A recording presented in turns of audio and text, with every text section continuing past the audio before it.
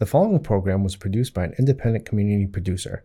The opinions expressed do not necessarily reflect those of the ECAT staff or board of directors.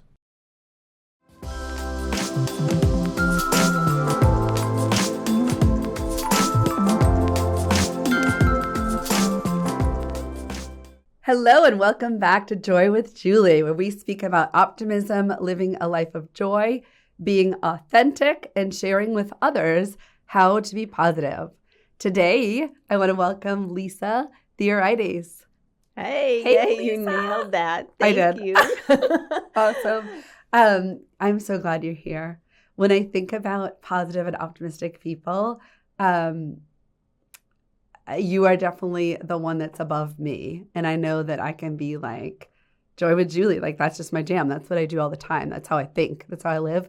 But I am so excited to have you here because there isn't a guest I could bring in that's more positive than you. So welcome. Oh my goodness. Well, thank you for saying that. Mm-hmm. And I am so grateful we connected. And I really believe that it was a God thing that he brought us together because you are Joy with Julie.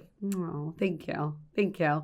I know that we have some shared life experiences and, we connected because of an event with We Do Care, mm-hmm. right? And we connected because of loss in our past. And I think, people go through adversity, people go through challenges and tough times. And I know for me, the way that I looked at my experience of loss at a very young age was I was already a good person and it made me a better person. Oh, that's really awesome. I love how you said that. Yes, loss can, or in a life event mm-hmm. that really moves us and shakes us, really stops us in our tracks to take note and sort of take inventory. And where do we want to go next? How do we want to live out the rest of our life? So mm-hmm. That makes sense. You, I believe that too. That makes sense. So I know you don't really know my background of like, why am I so joyful, right? So I want to share a little bit of that with our listeners and with you.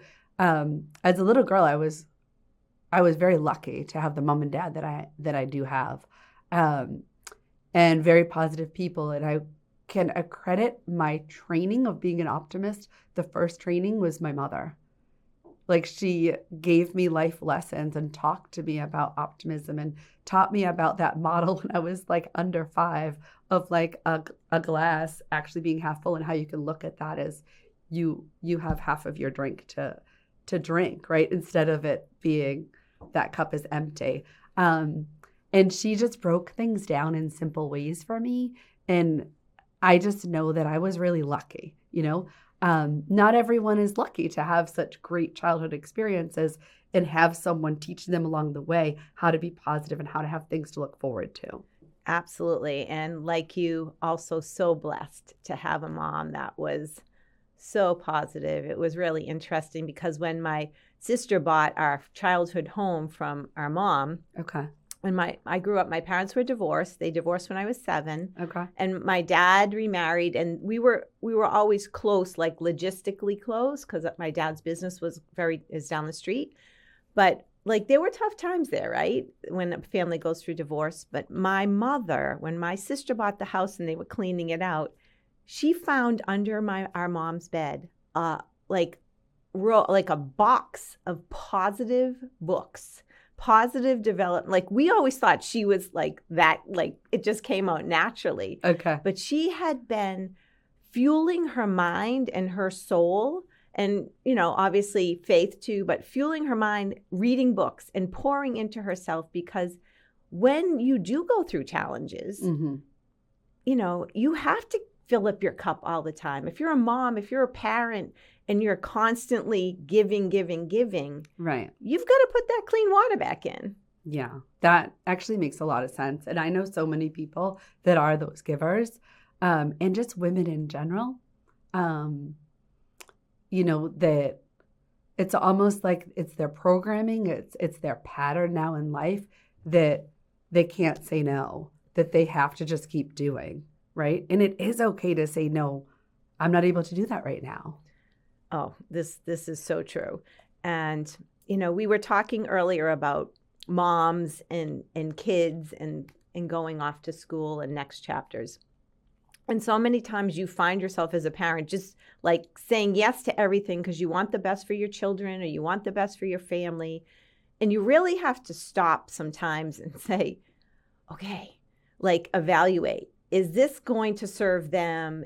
You know, is this going to help them to that degree that it's worth sacrificing this or sacrificing my peace? Because we all know we say yes to things and then it comes the time we're like, like, you know, you go into it with not good energy because it really wasn't something that, you know, so it's okay to say no, to honor your inner self and your own peace. It's okay to protect your peace. My daughter always says this to me all the time. She's like, Mom, you need to protect the peace inside. That's a really great concept and idea. That's important.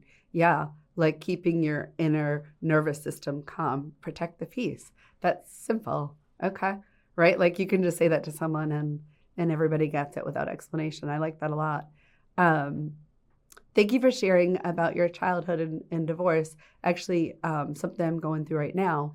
My husband and I have been separated for just over a year, and it's looking like, you know, it will likely be divorce. But regardless of what the end result is of that, our kids and our family unit of 4 has adjusted so much, right? So it's the boys and I living in the home, and it's my husband having an apartment, and so much shift in the financial shift to the boys and I, you know, like me trying to juggle on a salary that is less than what I used to have, right? And my son's just got a haircut, and the haircut's mobile. So he came and did his mobile thing in our driveway, right? Well, haircuts have gone up now to $45 per kid. So I had to tell my youngest that he had to pay for half. It really rocked him, Lisa. He wasn't prepared for that shift and that change. But like you said, sometimes you have to say no, or you have to kind of put a boundary or just be real. And I'm being real that all the bills right now are the most expensive they've ever been. And our family finances are less, they're half, you know, than what they used to be. So it's like an adjustment and figuring it out. But it's a life lesson. I had a job when I was 8. My son just turned 15. So he's using like his birthday money to do this, but he's also going to have to get a job. And that's good for him. Oh, it's so good for him. Actually, I can really attest to this because when we were little, I mean, I was the oldest of 4 sisters in the original family. And I just remember like going to work. Like I worked in our dad's business when I was 10, right? Earning a little extra money, being able to pay for things. Like if we wanted to do things, that's our mom said, if you want to do this, you're going to have to work for it. And so I really feel like that those life lessons helped me become the entrepreneur that I am today, because I know that if I want something, if I'm willing to do the work and I believe in myself enough, that I can make it happen. That's amazing. That's so true. Yeah, we had a paper route from when I was 8 till I was 12.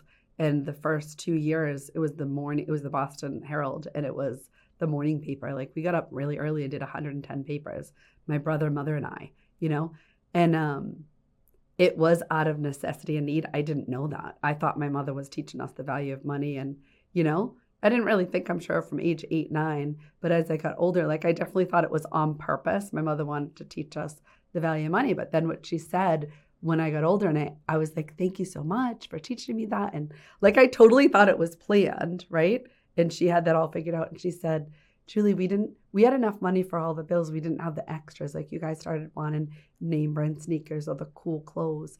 And in order for you to be able to go to the movies when you like to go with your friends, like we needed you to have your own spending money.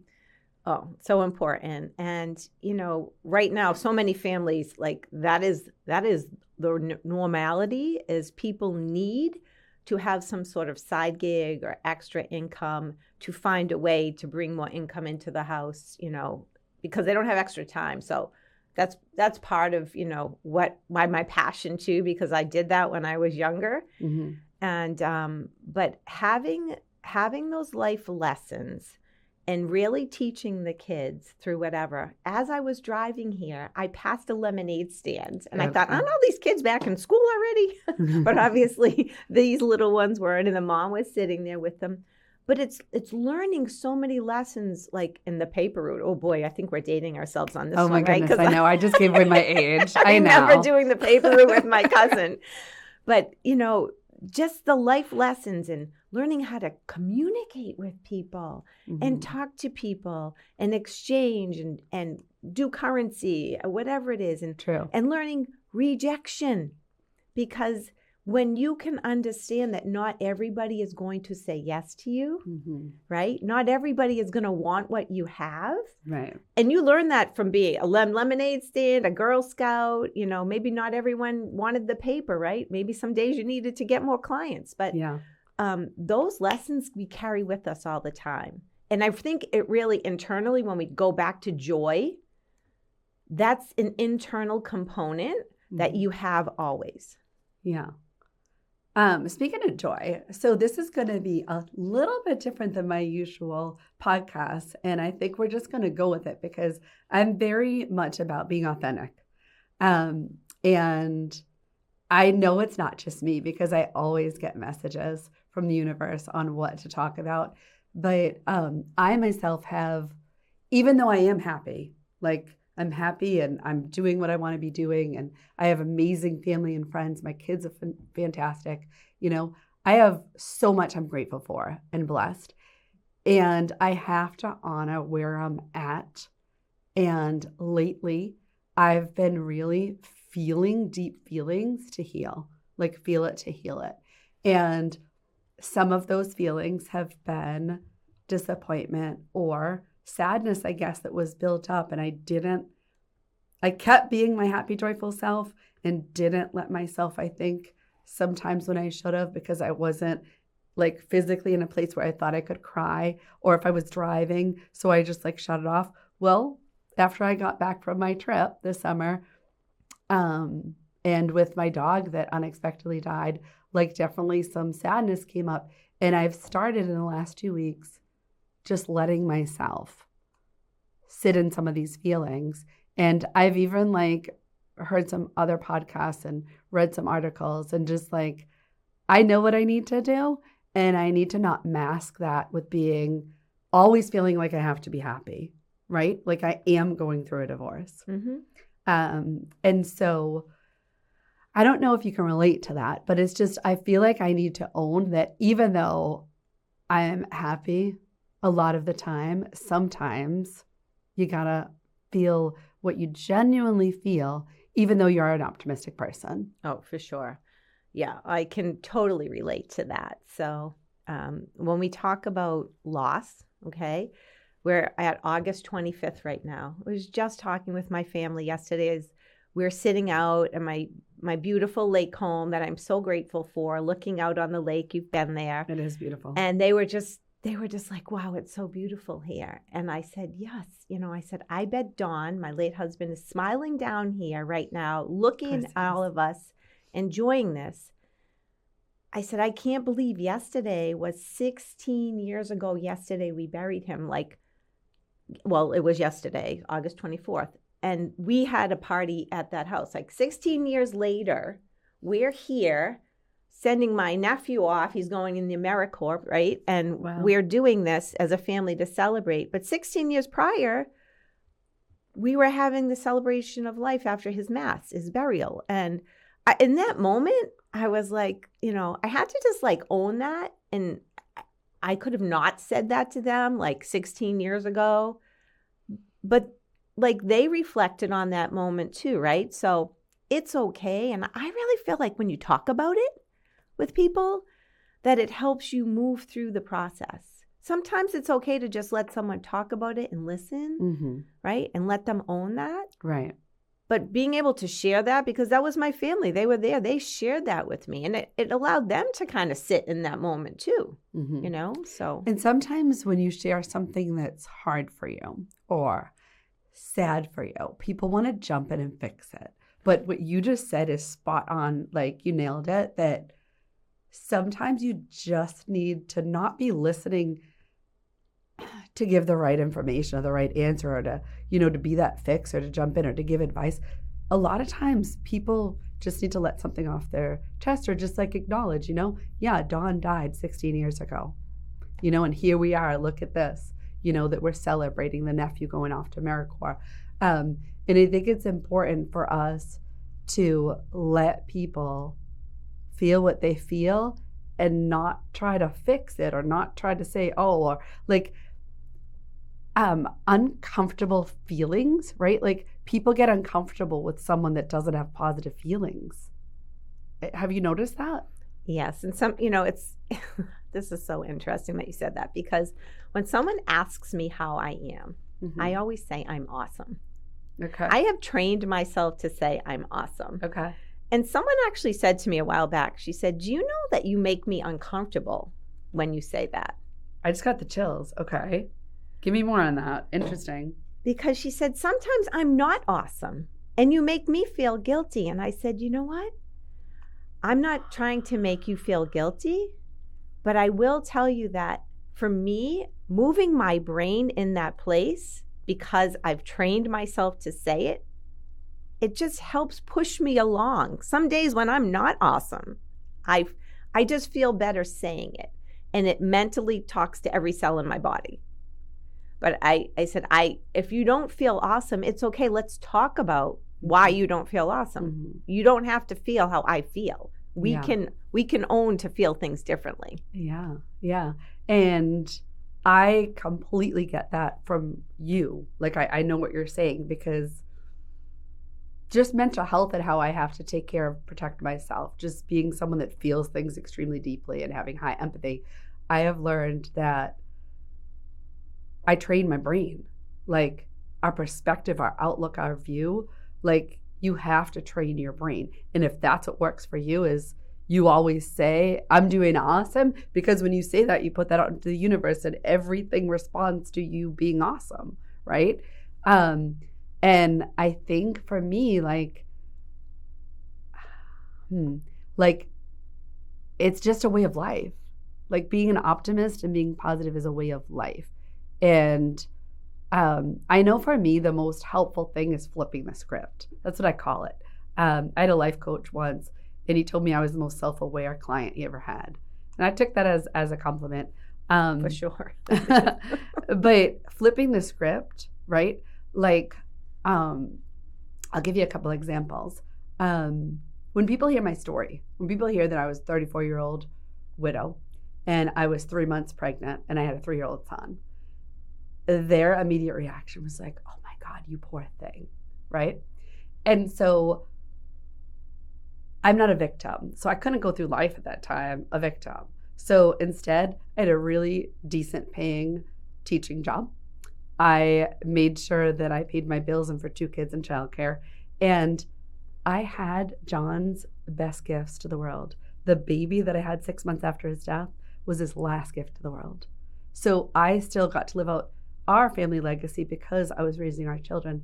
And the one thing I ever wanted in life was to be a mother. So no, I didn't look at it as like, oh, poor me, I have to raise these children. Lucky me, I get to raise these amazing boys that John and I created. You just said something so powerful. So many times when we feel things, what you just said is, I get to wake up every day and put my 2 feet on the ground. I get to travel back and forth and be with my grandchildren if I have to. I get to help my kids. I get to be their mom. I get to meet amazing women like you. Like, unfortunately, it's a club no one wants to be in, but I get to be in the Widows Club, right? Because I get to meet all these women. So when you reframe it, like you said, when you flip the switch and change it, I get to go for a walk every day. I get, like last year, I broke my leg. I did not get to go water skiing, which is my passion. Right. And I did not get to go walking around for a little bit, right? I get to. So when I don't want to put my sneakers on, I go, I get to do that. Like this morning before I came, I got to go water skiing with my daughter. Amazing. Amazing. Yeah, you fit that in. That's good. I fit it in. We woke up and looked at the lake. It was glass. Perfect. And I'm like, We're doing this. Yeah, that's amazing. I've never tried water skiing. Well, you know where I live. Oh my goodness, thank you. Definitely going to put that on the bucket list. Wow. Yeah, it is about your perception of reality, your perception of life, and sometimes trying to undo patterns if they're not serving you and working for you in your life now at this time. Maybe that pattern worked 10 years ago, but maybe it's no longer needed, right? And just noticing and being aware of the habits and patterns that are programmed in you. And yeah, I think it's so important to just like look at where you're at, and we have to pivot, right? We have to pivot. Yes. In life, you have to be willing to change at times. Life is just constantly about change. And those people that I meet that are resistant to change, those are the ones that aren't happy. They can be miserable at times and tough to be around. No, you're either growing or you're changing, right? You're either growing or you're standing still. I meant to say you're Okay. evolving, okay? Yeah. And owning, you are a pretty remarkable woman for what you have done, and raising your children and at that point in life, because your mindset, right, when you went through that, when you were 3 months, the baby still 3 months pregnant, and your 3-year-old. I help take care of my grandchildren, a 3-year-old and an 11-month-old, and I'm their grandmother. I'm their Sittu. It's Arabic grandmother, right? I love it. But it's a lot of work. Yeah. Right? And you did it. So you can sit back now, like anytime you tap into something hard, I think this is a great lesson. You can go back to that place and you can say, I did that. I made it through that, and own that. And it wasn't always easy for you, Julie, but you had the right mindset to do it, and you did it. And now you can carry that with you for the rest of your life. You just made me think of something. I think it's important for anyone listening right now, whether if they're a single parent or if their kids are going through something and they're worried. I think it's important to know that, 15 years later, my kids are doing amazing. And if I could have known 15 years ago, right, that my oldest, who lost his best friend, his daddy at age 3, if I could have known he was going to turn out as phenomenal as he did, I should have put less pressure on myself, and I should have worried a lot less. But how could I have known, right? So instead, I felt like I had to be the super mom and make sure their childhood was as magical and then some as mine. No, I hear you on that. And, we were worry. You said worry. You have two choices. You have fear and you have love. Fear and love can't live in the same place. And when you look forward to the future and you put that vision out there, you can put that vision out there with worry around it, and your thoughts can attract that. Right. Or you can put that vision out there. And I'm not saying it's easy, right? It's not easy to do that. But you can look ahead and say, okay, what is my life going to look like 10 years from now? What are my kids' lives going to look like 10 years from now? Pull out a book, write about it, journal it, create the life you want to live. There's actually a website you can put my life 1 year from now, and you can write a letter to yourself. How cool. Reflecting back and all the things you want, put the positive out there, because we can put the positive out there or we can put the negative out there, right? And the worry is only going to attract you can't stop worrying 100%, right? But when you train your mind, when you flip the switch, when you work to do the exercises, when you work at it, because it is exercise, just like moving our body muscles. You have to exercise your positive muscle. And it's so easy because our brains are wired back to caveman days, prehistoric days, when the bear was chasing us in the woods. We need to work on it constantly. And I'm so proud of you. Oh my goodness, you're amazing. Talking to you just reminds me how connected I feel to you, even if we don't talk often, because we just understand. We just understand how things work and how to behave and how to think and how to go through this crazy life at times, right? And just make it work for us, and attract people that we want to be around, attract positive people, and try to bring the ripples of positivity to others, right? And a couple of things from what you said, I feel like for people that live in fear, and we all sometimes fear creeps in, but right now there's a lot going on, and I feel like so many people that I meet and talk to, I can feel and see their anxiety, and I want to like hug it away for them because I know how hard anxiety can be. But trusting the process, but also putting things out there for your future, because I've heard a lot about like, even when people complain, if you complain about something, you're just keeping that negative stuff going. The complaining isn't going to help you out of the situation or make things better for you. It's like looking in the mirror. What you say to yourself is going to come back at you. Wake up in the morning, step in front of your mirror, and instead of saying, oh, give yourself a high five. Give yourself a high five and say, girl, you've got this today. You're amazing. Let's go do this. You're blessed to be here. And how come it's easier? Like, I can tell you how gorgeous you are. How come it's so easy for me to look at my beautiful friends and tell them how phenomenal and amazing they are, but I don't give that same amazing compliments and kindness to myself much. Yeah, I think that society kind of put that in our minds too. Like, you don't want to be conceited. It's not okay to... It's okay to feel good about you. It's okay to look in the mirror and say, hey, gorgeous. It's okay to feel beautiful and confident. Yeah. Right? So own it, because you are. I love that. I love that. Talk to me about habits of mind. You've definitely given out several, but like, what is like one habit of mind that somebody might not know to do if they're not an optimistic person? You know, I did some training way back with a gentleman named Sean Aker. He actually was a professor at Harvard, talked about happiness. And one of the things he said is there are 5 like things you can do every day to kind of do the shift. Okay. One of them is to take 5 minutes to breathe in the morning. Like, do not look at your phone right away. Mm-hmm. Keep the negative out. Do not wake up to the news. Do not go to bed with the news. Okay? Move your body when you get up because your brain, it's all connected. And then write 3 things down that you're grateful for. We hear it all the time, right? I do that habit for sure. It will shift your mindset. It will really shift your mindset. And of course, the foods we eat and the things we fuel in our body, but it's okay to look in the mirror in the morning and tell yourself that you're proud of yourself, you love yourself, and what you're grateful for. Because when your eyes see your own eyes and you hear your own mouth, it literally ignites something in your cells. It's scientifically proven.